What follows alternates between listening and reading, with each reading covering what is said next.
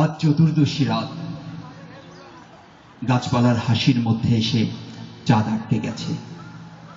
আর যেহেতু মেয়েটির নাম পূর্ণিমা, তাই সে একা একা পাড়ি দিচ্ছে মধ্য গগন।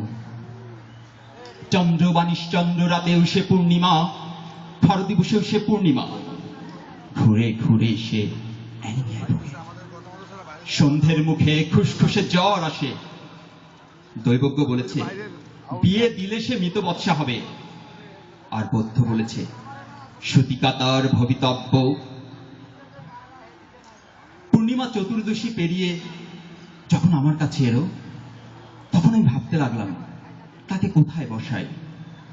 পূর্ণিমা হলে সে উষায় বেরিয়ে যাবে ঝি খাটতে, পূর্ণিমা বাচ্চি হলে সে স্বামীর সঙ্গে যাবে কারাগার, আর পূর্ণিমা সর্দার হলে বিপক্ষ পার্টির লোকেরা তাকে ধান কাটার মরশুমে বলাৎকারের জন্য টেনে নিয়ে যাবে।